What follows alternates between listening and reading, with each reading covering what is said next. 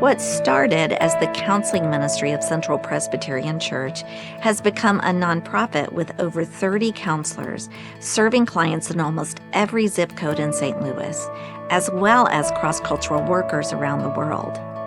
Over the years, Crossroads has honed clinical skills combined with cultural experience to match every client with the counselor they need to see, regardless of what they can afford to pay. You see, the reality is that those who can't afford to pay for counseling are often placed with the least experienced counselors because those counselors offer a lower fee. So Crossroads has a different approach. We partner with individuals, churches, and foundations to raise funds that allow us to prioritize counseling that matches people based on their need, not on who they can afford to see. Crossroads makes counseling available for so many who feel like it's not attainable. Our obstacles are money. Most nonprofits can't afford to pay for a weekly counselor. Transportation. Sometimes we'll be able to get free counseling for somebody, but they don't have transportation to that. Their transportation to a counselor could be 3 hours, taking 4 different buses in 2 different metros. Crossroads has made it a priority when we're in a community that has been traditionally underserved to hire counselors who reflect the cultural experience of that community. And where possible, to have people who reside in that community providing counseling at those sites. I think a lot of times in our community, Black families, if it isn't hurting you medically or physically, then we don't talk about it. When we make services like Crossroads available, it allows for people to say it's okay to talk about those things that sometimes we weren't able to talk about.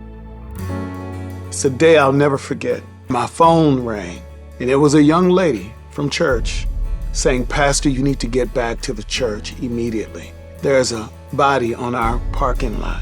Several of our members were witnesses. It was extremely traumatic for us. And I'm so grateful because we were able to contact Crossroads, and they partnered with us for a couple Sundays and provided counseling services to our congregation during worship.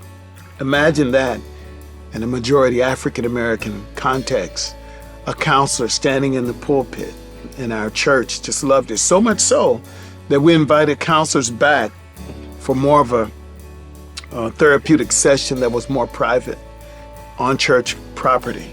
And so many of our church members are doing so much better now, myself included, because Crossroads came in and helped us by providing these services to us. We also go beyond counseling, equipping our community partners to care for their community members and to care for themselves so that they can engage in ministry out of a full cup. I never could have dreamed we'd ever get to have this in our center. And, your counselor's also available to me and my other staff person. And that's been really helpful when I get in over my head. I appreciate how Crossroads is able to prioritize faith and spirituality in Christ in the ways that they do while still prioritizing evidence-based practice. As far as I'm concerned, it was an act of the Lord to bring us together. It's had a tremendous impact in terms of making mental health services available to members as well as the surrounding community. Crossroads is committed to making counseling available for people. And if I think about how counseling impacted my life, there's nothing better than that.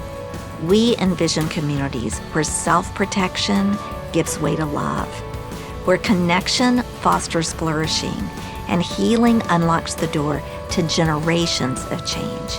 Because after all, we were all made for more.